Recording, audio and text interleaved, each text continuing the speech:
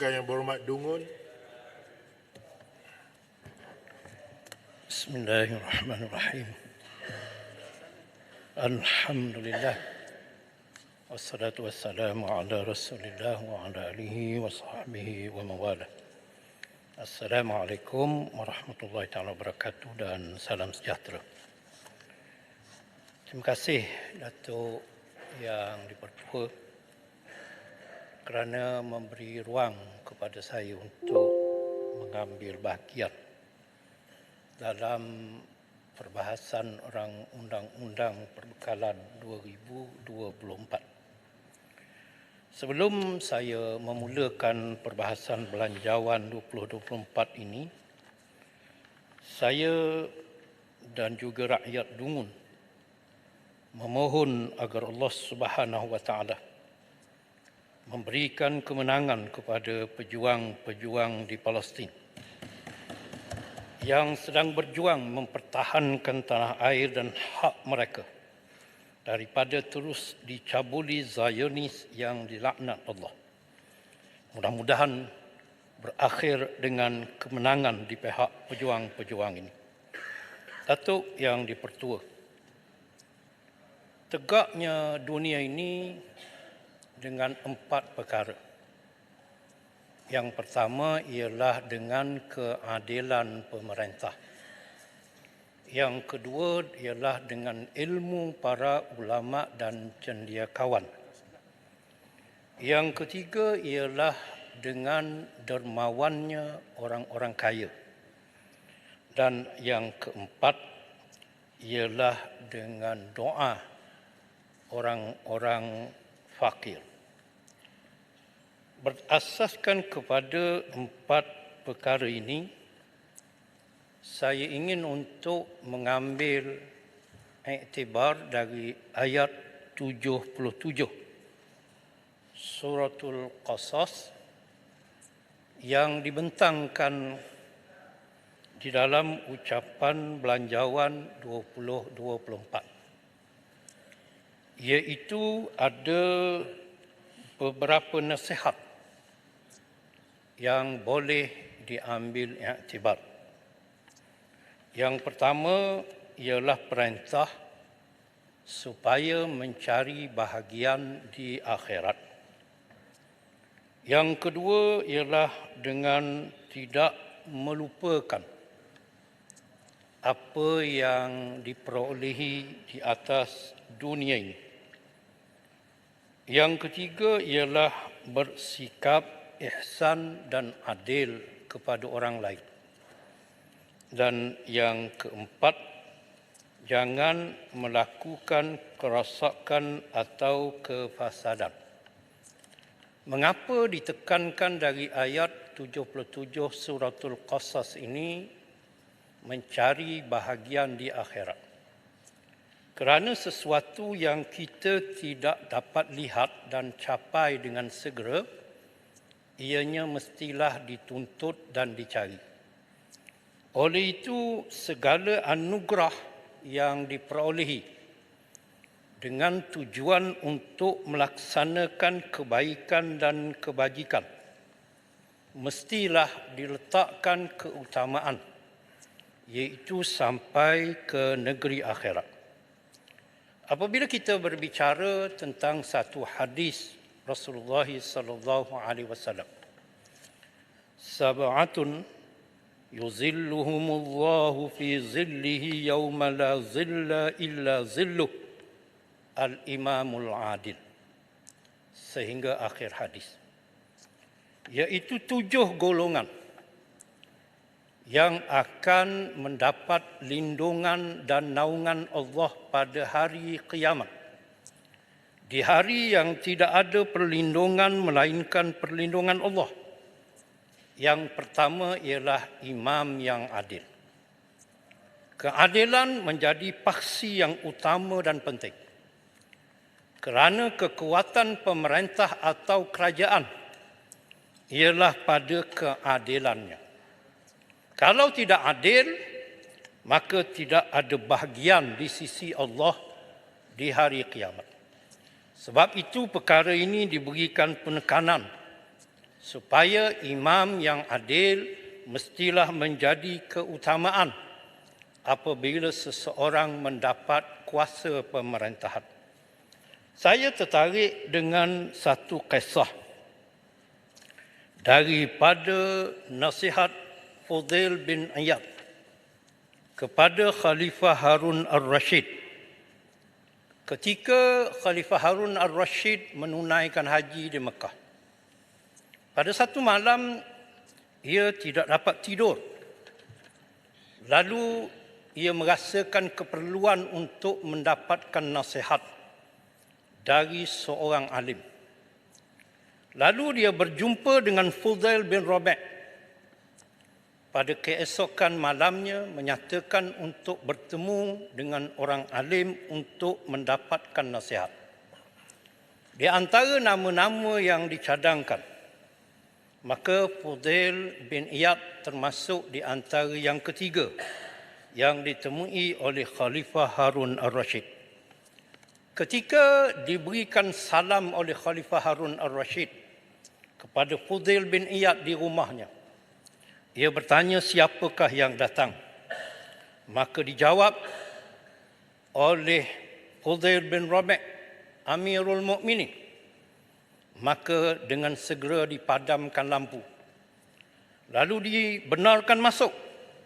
Dan setelah Khalifah Harun al-Rashid meraba tangan dan bertemu dengan tangan Fudail bin Iyad, maka Fudail bin Iyad telah berkata, "Duhai, betapa lembutnya tangan ini jika di hari kiamat mampu selamat dari azab Allah Ta'ala. Kerana tangan yang lembut membawa maksud ialah memerintah dengan adil.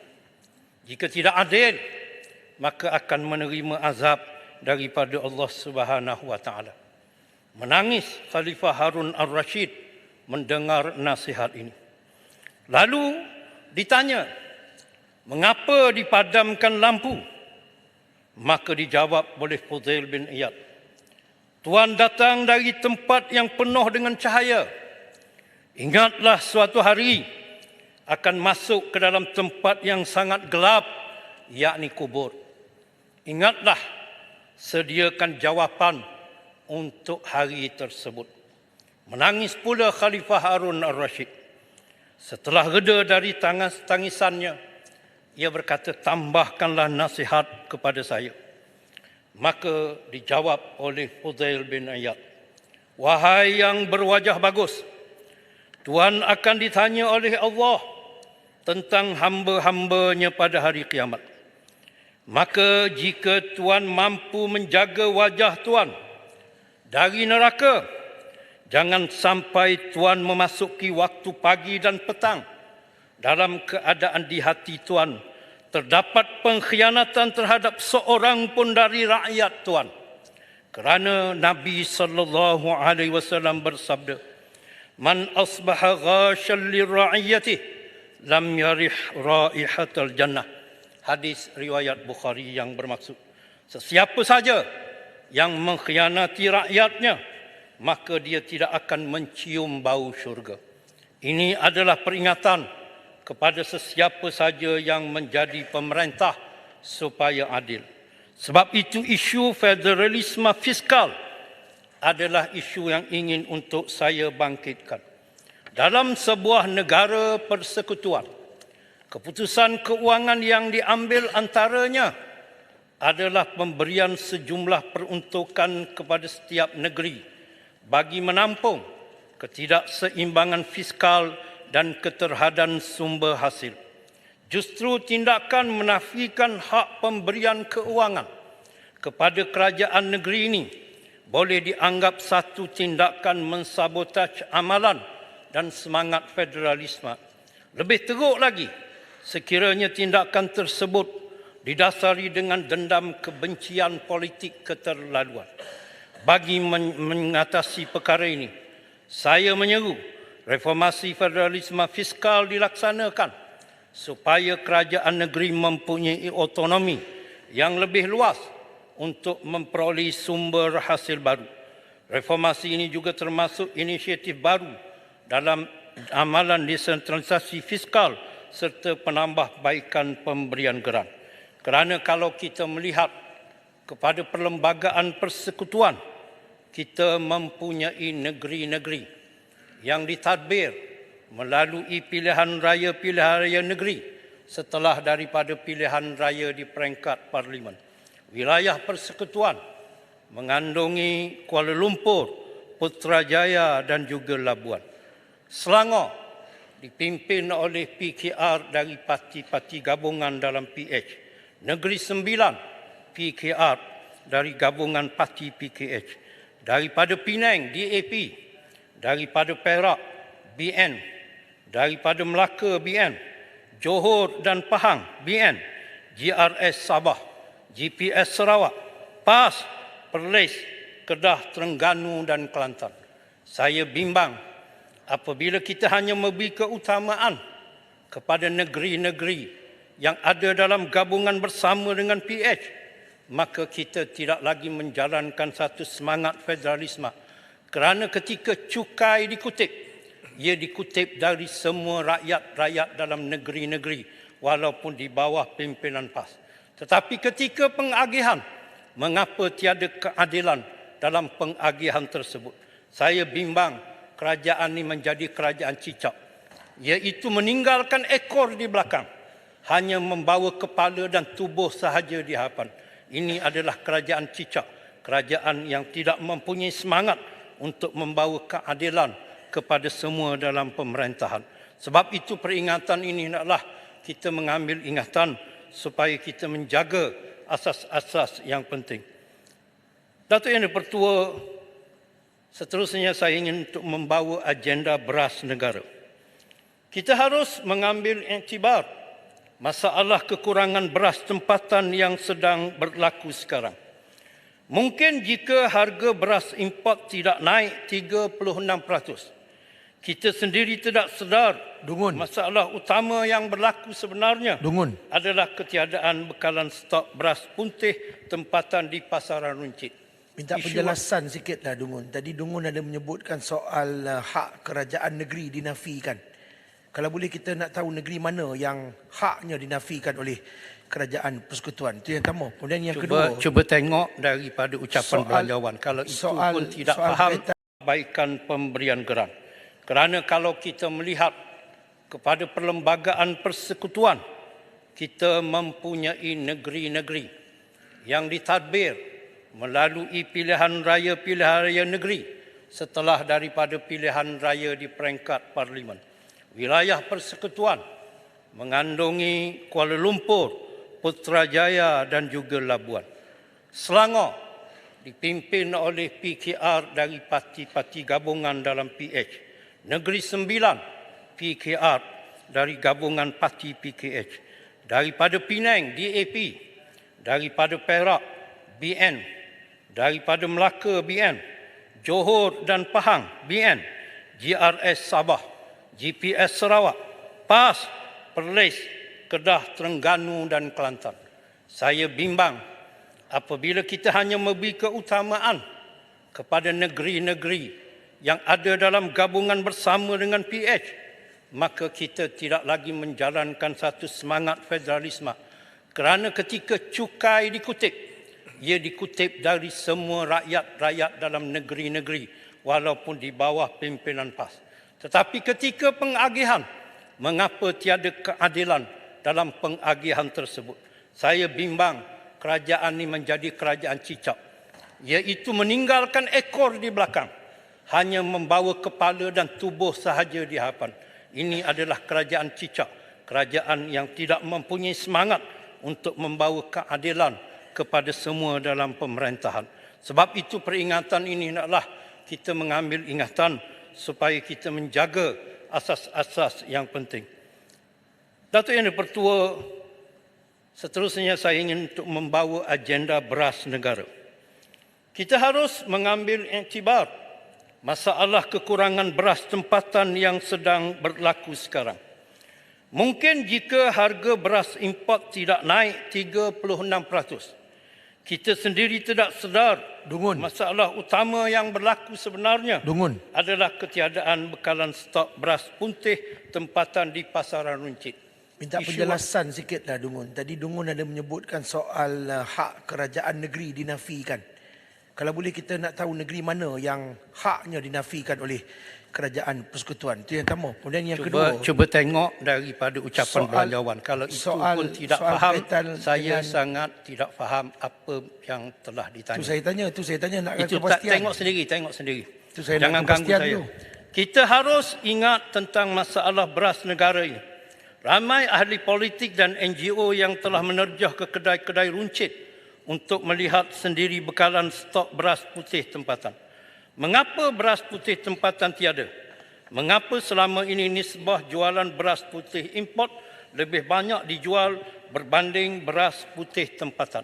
Walhal beras import hanya 30% sahaja berbanding beras tempatan 70%. Adakah masalahnya kerana margin keuntungan yang kecil atau berlaku eksploitasi di peringkat pemborong? Pihak kementerian harus dan mesti menyiasat dan membuat pemantauan secara tegas berhubung perkara ini. Saya menyeru pihak kerajaan menjadikan beras sebagai agenda utama seperti yang dilakukan terhadap agenda perubahan iklim negara. Kita perlu menyasarkan tahap sara diri pengeluaran beras 85% lebih awal daripada unjuran dan jangkaan awal yang dipersiapkan. Melihat kepada segelintir sikap negara pengeksport beras yang lebih mengutamakan permintaan dan bekalan domestik, maka tidak mustahil harga beras import terus mencatatkan kenaikan mendadak dan kita akan terus bergantung kepada pasaran dunia. Justru saya minta supaya institusi lembaga padi dan beras negara diwujudkan semula bagi memastikan konflik kepentingan, kebajikan para pesawah dan kestabilan pasaran beras domestik boleh diurus dengan lebih baik lagi. Tidak perlu meliberalisasi monopoli bernas. Sebaliknya kita berusaha ke arah menasionalisasikan bernas itu sendiri. Datuk Yang di-Pertua sebagai akhirnya, cukai regresif dan rasionalisasi subsidi. Apa saja cukai dikenakan oleh kerajaan pasti akan menambah beban keuangan rakyat. Bezanya sama ada cukai itu ditanggung oleh individu atau firma secara langsung atau ia dipindahkan kepada pengguna akhir seperti yang dilaksanakan dalam rejim cukai regresif seperti cukai jualan dan cukai perkhidmatan. Begitu juga perkara yang berkait dengan subsidi. Saya mahu kerajaan bermula dengan rasionalisasi subsidi petrol dan diesel. Mengikut data, kita menggunakan 1.2 bilion liter petrol dan 505 juta liter diesel sebulan. Memandangkan kita menuju ke arah negara bebas karbon 2050, maka usaha ke arah ini harus dijalankan secara selari agar penggunaan bahan api boleh dikurangkan dan penjimatan fiskal boleh dilakukan secara efektif dan ia memberi pulangan yang baik kepada rakyat dalam menghadapi keadaan ekonomi semasa pada hari ini. Terima kasih Datuk Yang di-Pertua. Wabillahi taufiq wal hidayah. Wassalamualaikum warahmatullahi taala wabarakatuh. Terima kasih.